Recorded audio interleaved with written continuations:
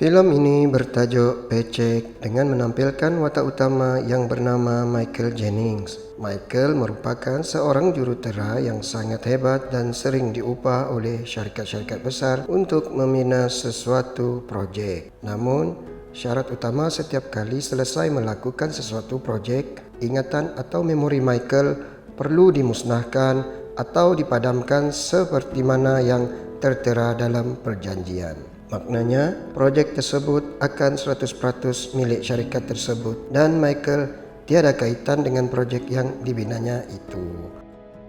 Seperti yang terpatri di dalam perjanjian, dilihat Michael sedang menjalankan proses penghapusan memori oleh rakan baiknya sendiri, yaitu Shorty. Selesai sahaja menjalankan proses penghapusan memori, Michael bangun dari tempat itu dan terpinga-pinga. Rita menjelaskan dan mengingatkan lagi sekali bahawa Michael tidak pernah bekerja dan tiada kaitan dengan syarikat itu. Lalu Rita pun menyerahkan cek upahnya yang bernilai. Sampai saja di rumah, Michael melihat satu kad jemputan daripada Jimmy Rettrick yang merupakan seorang ahli perniagaan untuk menjemput dirinya dan Shorty untuk hadir ke majlis parti di bawah syarikatnya, iaitu Alchem. Pada hari tersebut, Michael dan Shorty hadir di majlis yang penuh sesak itu. Tiba-tiba Michael secara tidak sengaja bertentang mata dengan seorang gadis yang sangat jelita, iaitu Rachel, dan terus jatuh cinta pandang pertama gitu. Seperti lelaki lain, sudah pasti Michael mendekati Rachel dan berkenalan dengan wanita tersebut. Rachel memperkenalkan dirinya dan memberitahu bahawa dirinya merupakan salah seorang doktor biologi di syarikat itu.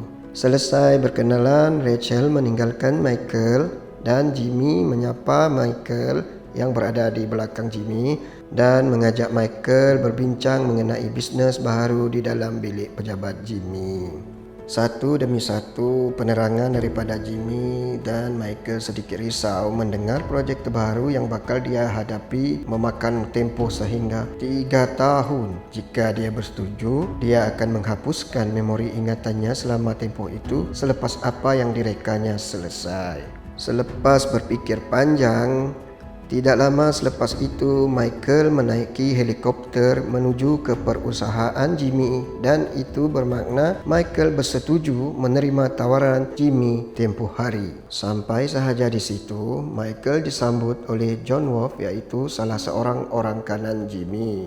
Wolf menjelaskan kepada Michael bahawa selama tempoh 3 tahun itu, Michael dilarang sama sekali untuk keluar dari kawasan tersebut dan dia hanya boleh tinggal di tempat yang disediakan sahaja. Betapa ketatnya projek tersebut sehingga kan barang-barang milik peribadi seperti jam tangan, cermin mata, dompet dan lain-lain turut tidak dibenarkan dibawa masuk dan barang-barang tersebut akan diserahkan semasa Michael menerima gajinya sebaik sahaja kerjanya selesai. Michael dibawa berjumpa dengan Jimmy dan alangkah terkejutnya apabila Michael akan disuntik dengan sejenis cecair yang dikatakan berfungsi untuk menghapuskan memorinya nanti.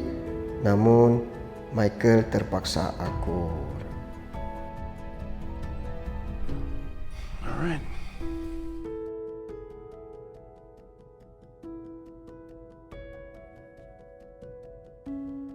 Michael dibawa masuk ke bahagian lebih dalam lagi ke dalam bangunan tersebut dan sekali lagi dia bertemu dengan Rachel. Rachel sempat bergurau dengan Michael menggunakan peralatan canggih ciptaannya dan sekali lagi Michael terpesona dengan personaliti Rachel.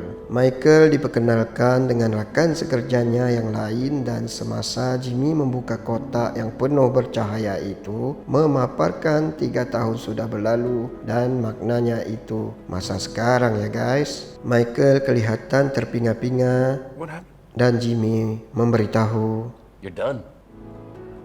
selesai sahaja tugasnya, Michael balik ke rumah dan menyemak akaun miliknya.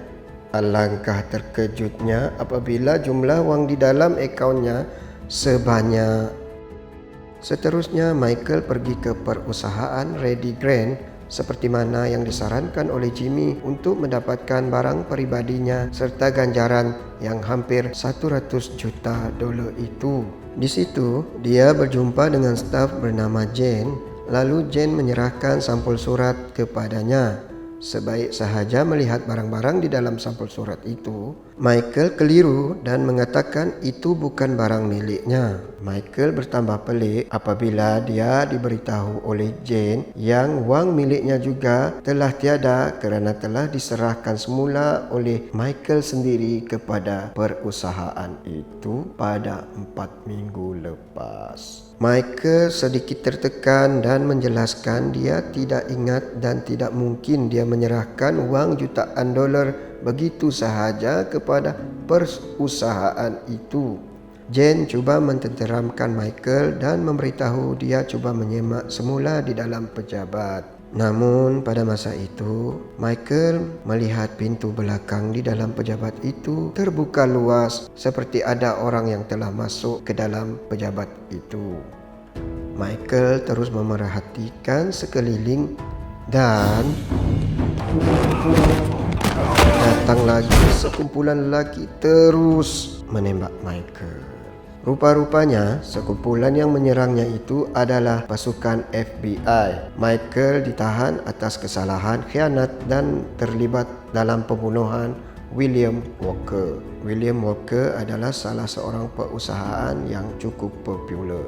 Selepas didesak untuk membocorkan rahsia Jimmy, akhirnya Michael memberitahu memori ingatannya telah dihapuskan dan dia percaya dia telah diperangkap oleh Jimmy. Lalu, ejen-ejen FBI itu cuba mendapatkan memori Michael semula dengan menggunakan sebuah mesin khas. Ejen FBI berjaya mendapatkan sedikit memori Michael yang memaparkan. Kecewa dengan memori Michael yang sangat sedikit. Oh ya guys, nama ketua ejen FBI itu adalah Ejen Dutch. Dia ingin merokok dan menghisap rokok dari sampul surat Michael dan terus menghembus asap ke atas. Tiba-tiba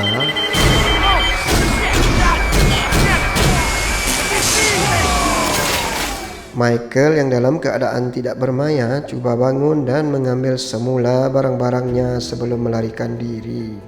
Maknanya barang-barang yang di dalam sampul surat tersebut sangat berguna kerana Michael berjaya melarikan diri dari tahanan FBI. Di luar pejabat FBI, Wolf terkejut melihat Michael berjaya melarikan diri kerana sudah pasti Wolf tahu dengan rancangan memerangkap Michael ini. Wolf cuba mengekori Michael dan pada masa yang sama, ejen-ejen FBI turut mengejar Michael.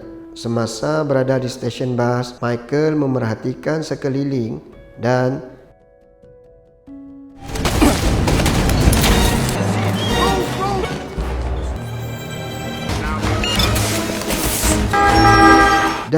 akhirnya Michael berjaya melarikan diri dengan menaiki sebuah bas. Di dalam bas itu, Michael memerhatikan semula barang-barang di dalam sampul surat tersebut, termasuklah sebentuk cincin dan tanpa dia sedari, seorang lelaki memerhatikan cincin tersebut dari jauh. Lalu Michael dapati cincin telah tiada dan terus mengejar lelaki tersebut, dan apa yang mengejutkan, bas itu berhenti di kawasan Reedy Grant di mana tempat yang dia mendapatkan barang peribadinya tadi. Michael masuk semula ke bangunan tersebut dan berjumpa sekali lagi dengan Jane dan memberitahu kepada Jane dirinya dalam keadaan terkawal. Dan Jane menjelaskan bahawa barang tersebut sememangnya barang yang ditinggalkan oleh Michael 3 tahun lepas. Oh, you're right. Replacements were sent a few weeks ago. Who sent it? Well, you did.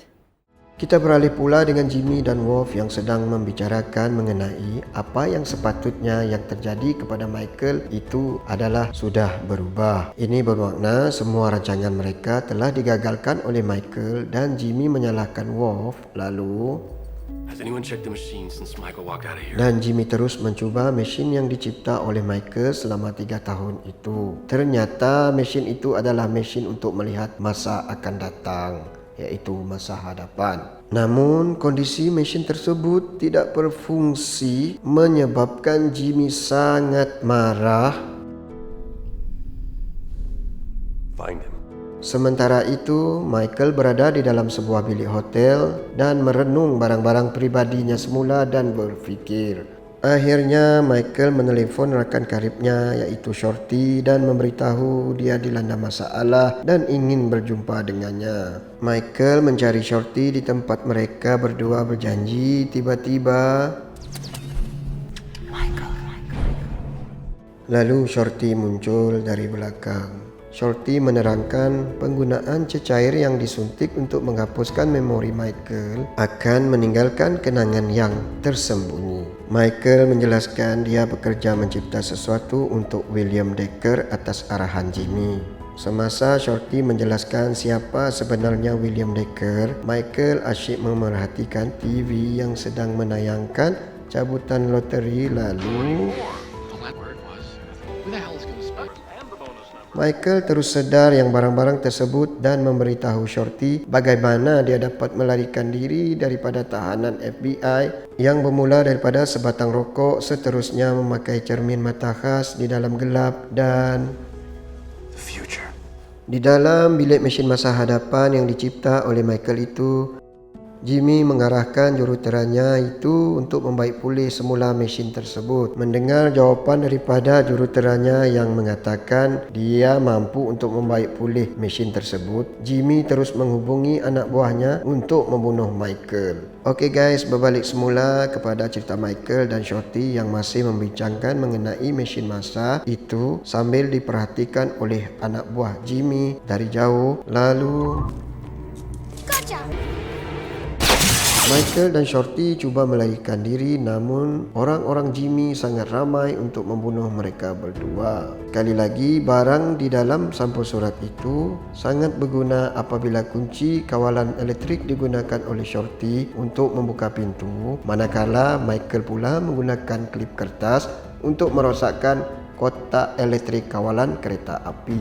Sementara itu, pasukan FBI melihat semula rakaman video bagaimana Michael boleh melepaskan diri dari bilik tahanan mereka. FBI akhirnya tahu bahawa Michael bekerja untuk mencipta mesin masa hadapan. Michael bermimpi dirinya ditembak dan percaya mimpinya itu adalah sisa memorinya yang tinggal. Dia memerhatikan semula kotak mancis yang tiba-tiba hilang warnanya apabila terkena air dan tertera nombor telefon di kotak tersebut. My name is Michael Jennings, and if I made a reservation there recently, would you check that out for me? Thank you. No, I'll be there. Pada babak yang lain, Rachel dilihat bermain-main dengan burung peliharaannya dan memberikan makan. Tiba-tiba Jimmy datang ke bilik Rachel dan menjelaskan bahawa Michael telah meninggalkan perusahaan Elcom buat selama-lamanya sekaligus meninggalkan diri Rachel. Dari jauh, pergerakan Rachel diperhatikan oleh Jimmy dan Wolf melalui CCTV rahsia dan tiba-tiba wajah Rachel dilihat berubah menjadi gembira. Jimmy mengarahkan Wolf supaya Rachel tidak pergi ke mana-mana seorang diri. Semasa Rachel keluar untuk pergi bekerja, Wolf masuk semula ke dalam bilik Rachel untuk melihat apa yang sebenarnya terjadi menyebabkan Rachel berubah menjadi gembira dan manakala Rachel berjaya keluar dari situ untuk berjumpa dengan Michael di kafe tersebut. Pada masa yang sama, Jimmy merencanakan menghantar seorang staf wanitanya yang menyamar menjadi Rachel untuk berjumpa dengan Michael. Kelihatan Michael sudah berada di dalam kafe tersebut dan menunggu kedatangan Rachel dan Rachel palsu itu berbual dengan Michael dan Michael teragak-agak untuk mempercayainya. Rachel palsu itu terus-menerus cuba untuk mengingatkan kenangan Michael dan Rachel. Lalu Jimmy mengarahkan Rachel palsu itu untuk memberitahu Michael, Take the swipe card. You're supposed to give that to me. Semasa Rachel palsu hendak beredar dari situ, What's my favorite baseball team? What? Who cares? Pada masa yang sama, Worf melepaskan tembakan tetapi berjaya dielak oleh Michael dan Rachel. Dan berlakulah kejar mengejar antara Worf dan mereka berdua.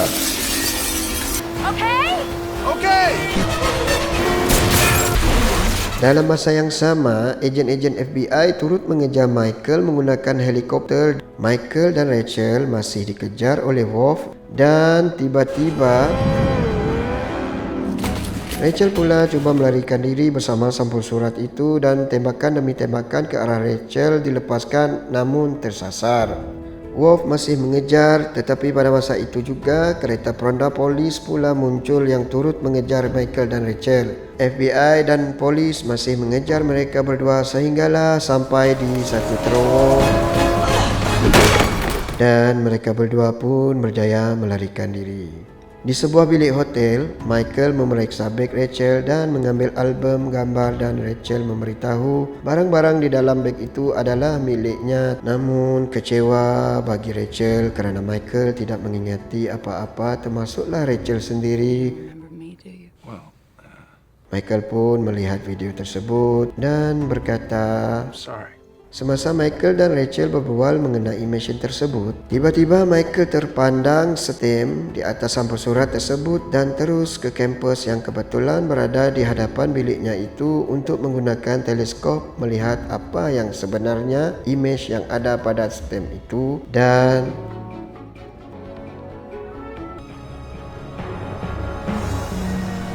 Michael lalu merancang untuk kembali ke Arkham untuk memusnahkan mesin tersebut.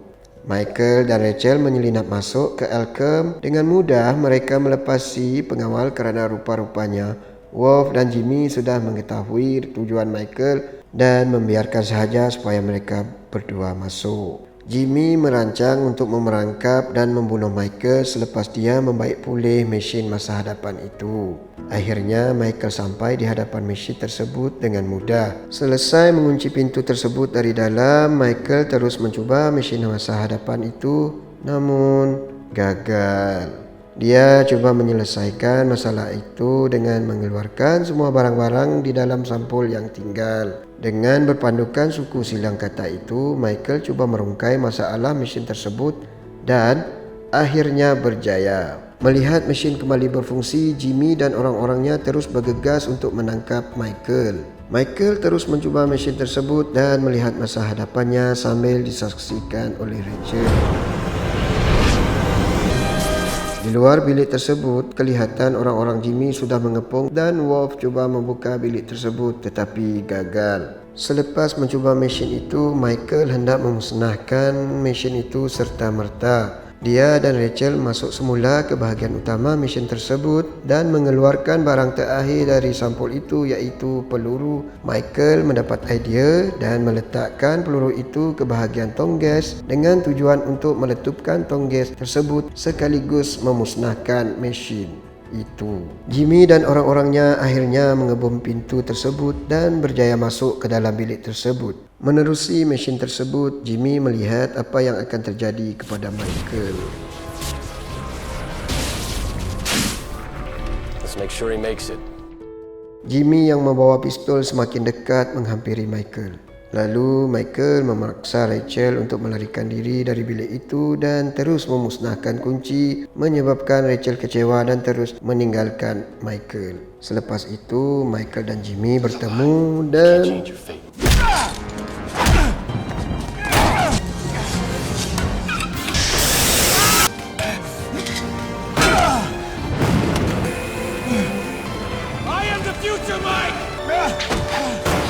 Rachel berjaya ditawan oleh orang-orang Jimmy dan dibawa masuk untuk bersama dengan Michael. Rachel melihat ejen FBI bersembunyi tidak jauh dari mereka dan ejen FBI itu bersedia untuk menembak. Tiba-tiba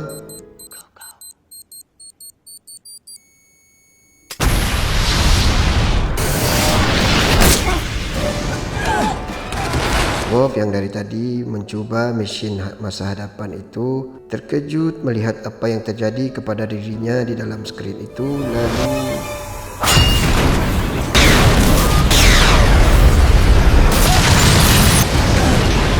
Michael dan Rachel pula berusaha untuk menyelamatkan diri dan bilik itu musnah, termasuklah mesin yang bernilai jutaan ringgit itu. Pasukan FBI tiba di tempat kejadian dan memeriksa sekeliling itu. Malangnya semua sudah hancur musnah. Ejen FBI Dutch menemui jam yang dibuang oleh Michael dan percaya Michael masih hidup. Hari demi hari, Michael dan Rachel menjalani kehidupan normal semula. Mereka membuat perniagaan bunga di suatu tempat yang jauh dari bandar. Semasa Michael dan Rachel menikmati hidup yang normal itu, tiba-tiba Shorty masuk membawa burung kesayangan mereka berdua. Melihat burung itu, I think there was something else. If you only look where you can't go. Michael mengatakan kekayaan ada di bawah dan terus membuka kertas surat kabar di dalam sangkar burung itu dan filem pun berakhir dengan gelak tawa Michael, Rachel dan Shorty.